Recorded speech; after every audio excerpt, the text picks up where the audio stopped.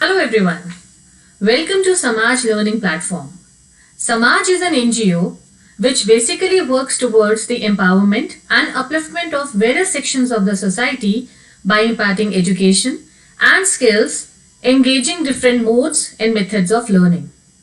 I'm Dr. Aparna Joshi and I work as visiting faculty to Fraser Valley, India in the subject of geography.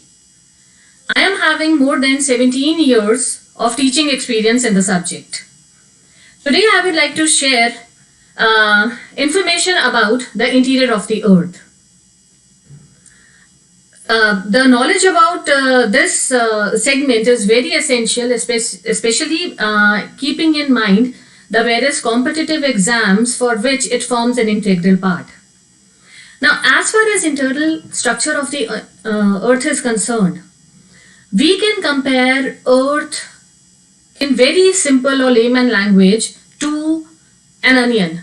Like onion has layers, you peel off one layer and then there is a second layer.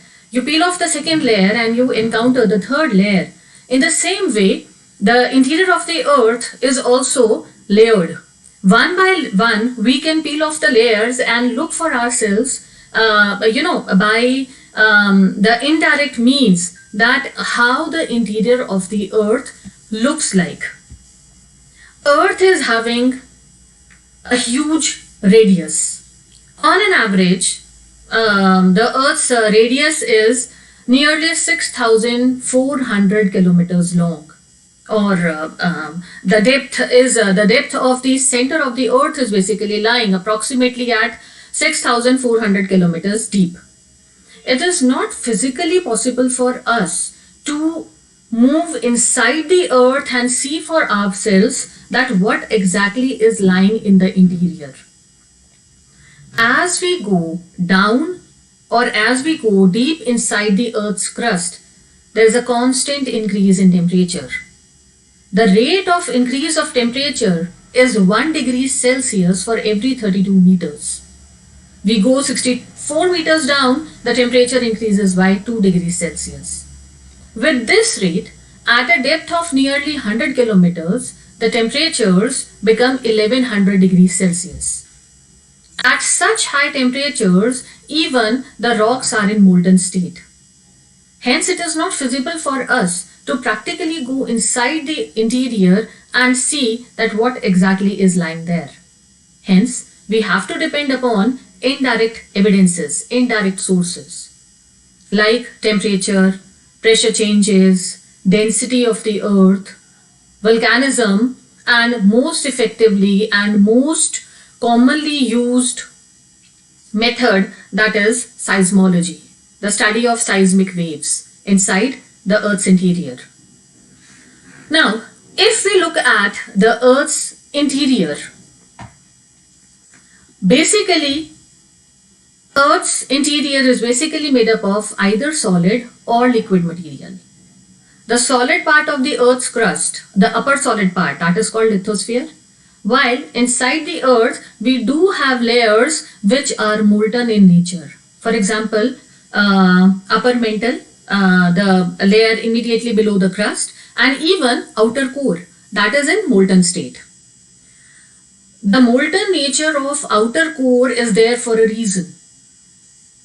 This outer molten core is providing the protective magnetic field around the earth, which keeps away the harmful radiations coming from the sun in reaching the surface of the earth. They prevent these radiations, X-rays, cosmic rays, gamma rays, from reaching the earth's surface. So hence it is forming a protective layer. The entire structure of the earth, as I've already told you, is layered. We have the outermost thin layer, which is called the crust, followed by a thicker layer, mantle, and ultimately we have the core. The crust is really very, very thin. The thickness of the earth on an average may vary somewhere between 5 kilometers to 65 kilometers, or say 60 to 70 kilometers. Crust is thicker below the continents and it is very thin inside the oceans. From the base of the crust, or the portion where the crust ends, mantle begins. This zone or the line which separates crust from mantle is called Moho discontinuity. The depth of Moho discontinuity is variable. It lies at deeper depths inside the continents or beneath the continents, while beneath the oceans, Moho discontinuity is found at relatively shallow depth. From Moho discontinuity, mantle begins. The mantle extends up to a depth of 2,900 kilometers from where core begins. Mantle may be divided into two parts, upper mantle and lower mantle. Similarly, core of the earth is also divided into two parts, outer core and inner core. Now, as we look at the interior of the earth, these layers, crust, as I have already told you, that crust is basically found inside the beneath the continents also. It is called continental crust, and beneath the oceans it becomes oceanic crust. Actually, there is a difference of composition of crust beneath the continents and the oceans. Continental crust is made up of granitic material, whereas oceanic crust is made up of relatively heavier material, which is basaltic. So we have granite or granitic crust or granitic rocks beneath the continents, while basaltic rocks beneath the oceans. Their depth is variable, or the thickness is variable. There is another thing, based upon the composition of the rocks, we can say that crust is basically made up of felsic material. Felsic, F-E-L-S-I-C. Here, felsic, we can understand felsic material by way of chemical composition. Fe stands for iron, L represents Al, that is aluminium, and Sic, that is silica. So, the crust of the earth is made up of iron, aluminium and silica. There is abundance of silica, which is, CiO2, silicon plus oxygen. So, there is abundance of silicon, or rather silica, on the earth's surface, on the crust. So, this material is relatively lighter.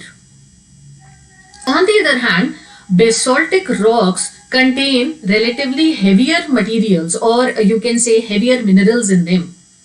So that material becomes mafic, M-A-F-I-C. Now mafic, M represents magnesium, which is relatively a very heavy element. Then we have F, that is iron, and then again silica. So as we move from the crust to inside the interior of the earth, the chemical composition of the rocks keeps on continuously changing, and the material becomes relatively denser. Further, below the oceanic crust, when the mantle starts, the mafic rocks give way to ultramafic rocks. So this is how the composition is changing. So, as I have told you, crust is having two parts. One is continental crust, that is felsic. Average thickness 25 to 40 kilometers. Beneath the Himalayas, it is as deep as 60 kilometers. Because bigger the mass or bigger the relief above the surface of the earth, the deeper its depth is. So the continental crust is very deep. Over plain areas, it can be of relatively small thickness, while beneath the plateaus or beneath the mountains, it can be very, very thick. Oceanic crust on an average is of thickness, 5 to 6 kilometers on an average. Below the crust, we have mantle. Now mantle, again, as I have told you, there can be two parts, upper mantle and lower mantle. Upper mantle is in molten state. The molten part of upper mantle is called asthenosphere, and our crust is believed to be floating over this denser asthenosphere, while the lower mantle extends up to the depth of 2900 kilometers, that is the boundary between the mantle and the core. Upper mantle is relatively thinner as compared to the lower mantle, which is much thicker. And below mantle we have core.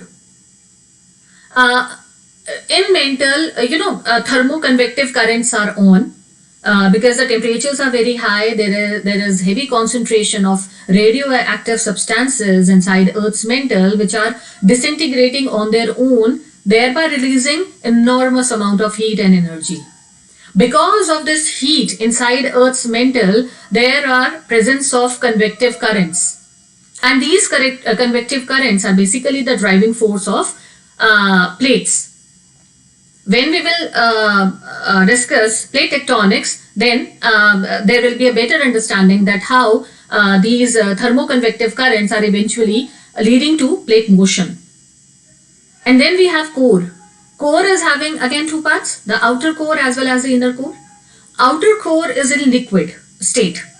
It's molten, it's partially molten, and this liquid outer core is continuously revolving around inner core, which is hard solid. Inner core is also called NIFE. N-I-F-E.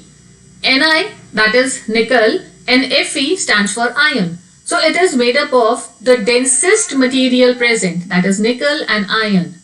And the core from the boundary between mantle and core, that is the depth of 2900 kilometers, it extends right up to the deepest part of the earth, that is approximately a depth of 6371 kilometers.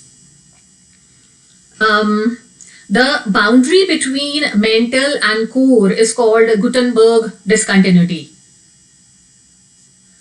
and it lies at a depth of 2900 kilometers. So this is how the entire interior of the earth looks like. If we cut a slice out from the crust, from the surface of the earth right till the core of the earth, so this is how the entire appearance would be like. Crust which is forming a very thin layer. Of course, it is deeper beneath the continents and very shallow beneath the oceans. Below the crust, we have mantle. And mantle also, there are two parts prominently. Upper mantle in molten state, and then we have the lower mantle, which is a very thick portion. And below that we have core, which is outer core and inner core. So this diagram basically explains the various components of the earth. And this is exactly what we have already discussed. That the crust and upper mantle togetherly, it is called lithosphere. So it is made up of rocks of different varieties, granitic rocks, basaltic rocks having different elasticity, different strength and different thickness. Then molten mantle, not entirely molten, but there are parts which are in molten state because of heavy nuclear activity, or you can say the disintegration of nuclear substances. And this entire material is highly pressurized, and during volcanism, this pressurized magma, these liquid rocks inside the earth are called magma, and plus there are pressurized gases also. They escape out on the surface of the earth during volcanic activity. So there is constant ejection of material from inside the earth onto the surface by way of volcanism, and that material is mainly coming from Earth's mantle. And then we have outer core. I've already told you that very thick but very hot, and it is rotating. It is rotating around this solid inner core, which is having the highest temperatures. Temperatures in this zone may reach even up to 7000 degrees Celsius. But because of the superincumbent load is the load or the pressure exerted by the above layers. Since there is so much material present on or you can say above the inner core, that despite of the fact temperatures are as high as 7,000 degrees Celsius, the rocks remain in solid state, because this intense pressure has resulted in the increase of the melting point of the rocks, and it prevents them from melting. So this is the entire structure of the earth we have already seen. Broadly speaking, 3 layers: crust, mantle and core. And minutely speaking, these layers can be further subdivided into more segments. How we have come to know about the interior of the earth? I already told you that no one can dig a hole and go, inside the earth and see and register the record for himself or herself about the interior of the earth. It's simply not feasible. It's not possible owing to the extreme high temperatures and pressure inside the earth. So how have we come to know about it? Through the seismic waves. The waves which are generated at the time of an earthquake. The stress which is built up inside the rocks is released when the rocks are not able to retain the stress any longer. So as a result of it, the energy is released and it travels in all the directions. This energy which is traveling, it is in the form of waves which are called seismic waves. These seismic waves are basically of 3 types. We have P waves, primary waves, S waves or secondary waves, and then we have L waves or surface waves or long waves. As the name is suggesting, surface waves are moving or traveling, or they are experienced on the surface of the earth, while P waves and S waves travel inside the earth. It is only when P waves and S waves reach on the surface of the earth that they become surface waves. So P waves and S waves, from the point of origin of an earthquake, they are traveling in concentric rings throughout the earth's interior in all the directions. So whatever the point of origin of earthquake is, which is called focus or hypocenter, from there the energy is released. P waves are faster traveling waves. So in any given place, they are recorded first, and only after some time S waves are recorded. S waves travel almost at half the speed of P waves. So P waves and S waves, as they move from the focus of the earth to different directions inside the earth, the path followed by these waves tell a lot about Earth's interior. The behavior of the waves changes with the change in the density of the medium. These waves travel faster through solid medium.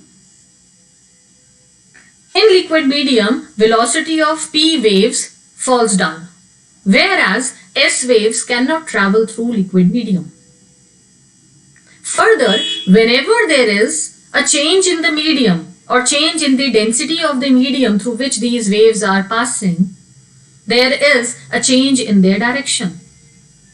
Or we can say that the waves are refracted. This refraction which is occurring in the path of the waves clearly depicts the change in the density of the medium. Now, if we analyze the path followed by P waves and S waves inside the earth, this diagram shows that what exact pattern can be seen.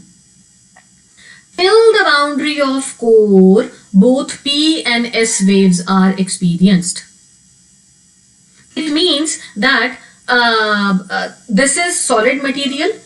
In any case, wherever in mantle liquid medium is present, S waves still manage to pass through them, because not entire mantle is in complete molten state. It is in partial molten state. But at the boundary of core, or after this mantle ends, the S waves disappear. This disappearance of S waves clearly signifies the fact that Earth's outer core is either liquid or it behaves like liquid, which has led to the disappearance of S waves. P waves do manage to enter inside the core, but look at their path. Their direction has changed. There is a slight change in their direction. There is a bend, clear bend, which has been witnessed. It means density of outer core is very different from that of mantle and crust. Further, P waves also do manage to enter inside Earth's core. But again, you can prominently see a bend in its path. So again, there is a density difference between the medium of outer core as well as inner core.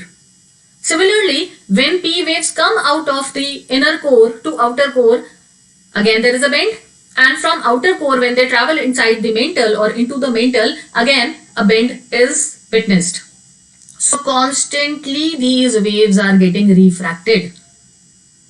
S waves are not experienced, not recorded beyond Earth's outer core, or beyond, you can say, Gutenberg discontinuity. Whereas P waves do enter inside Earth's core and come out of it, but every time they are moving from mantle to outer core to inner core and then ultimately coming out, their path is reflected. This simply shows that there is a great difference between the density of the medium through which these waves are passing through these layers. Another very interesting fact. Anywhere on the surface of the earth from where this earthquake is generated, say we take it as 0 degrees, that point. The point which is diagonally opposite to it would be 180 degrees. So if we analyze the path from 0 degrees to 180 degrees, a zone between 105 degrees to 140 degrees is a shadow zone. No waves are experienced. There is no question of S waves coming there because S waves cannot move beyond lower mantle. But as far as P waves are concerned, though they are entering inside Earth's core, but because of the refraction in their path, a zone develops from 105 degrees to 140 degrees, which is called P wave shadow zone. No wave is experienced in this region.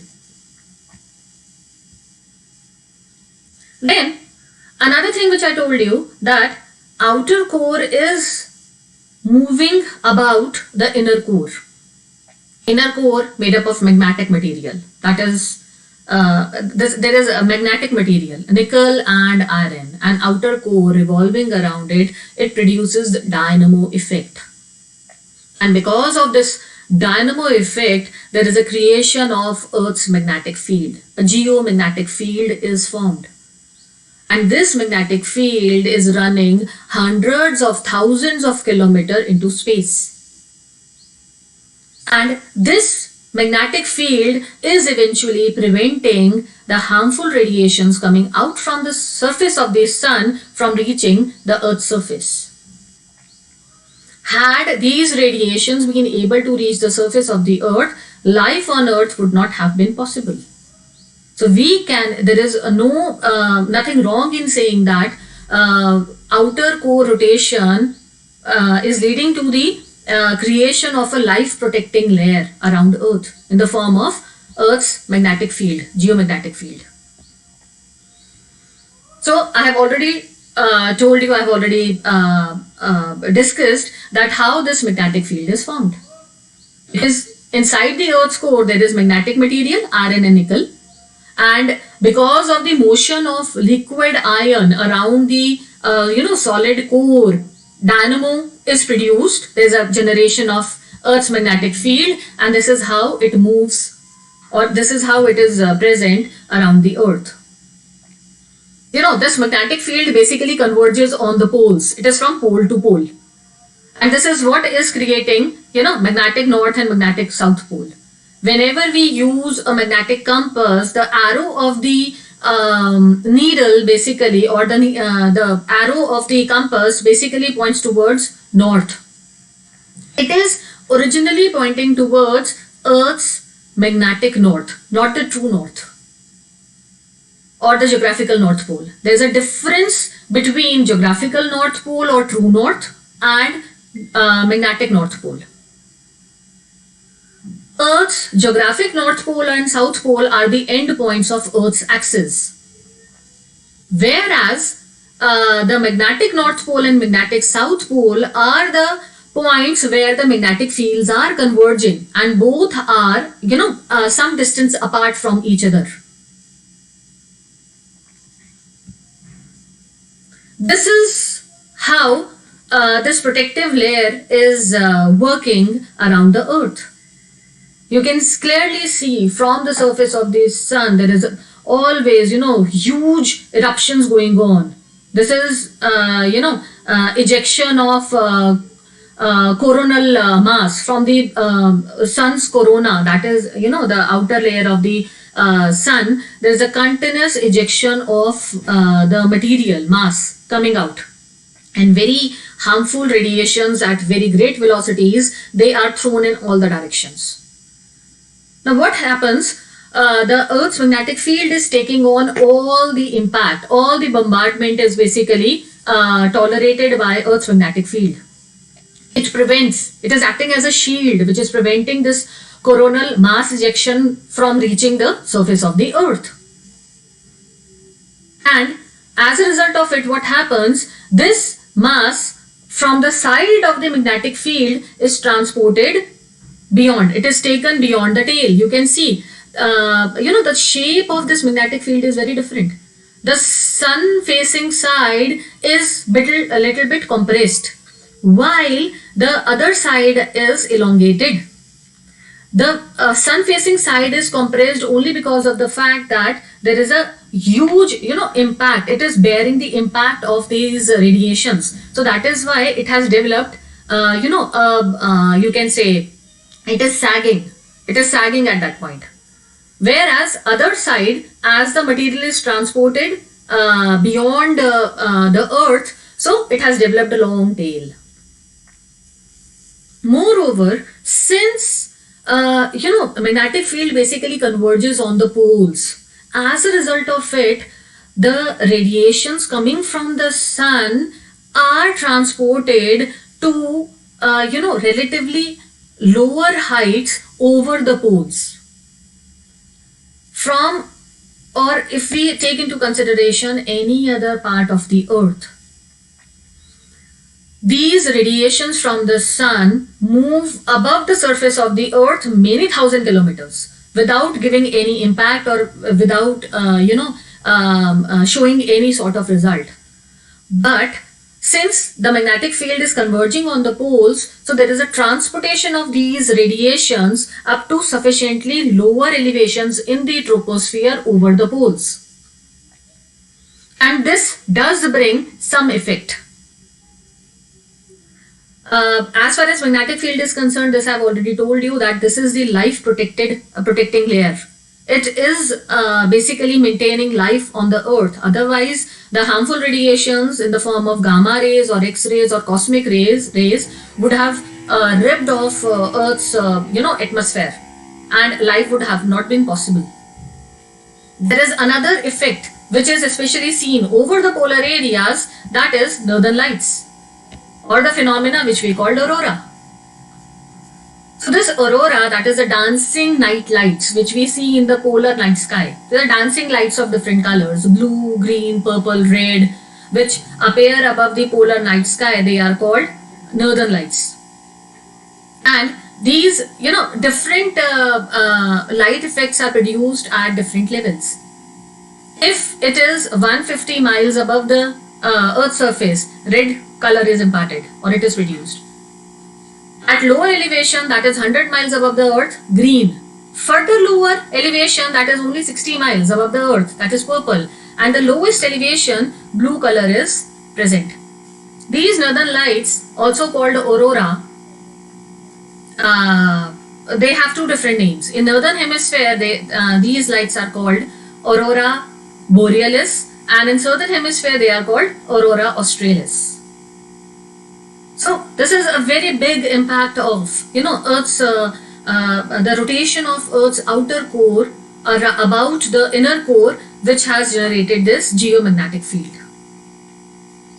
Interior of the Earth is very dynamic, and the understanding is attributed to seismology, that is the study of seismic waves, which has resulted in developing understanding about the interior of the earth. So this was all about this topic, interior of the earth.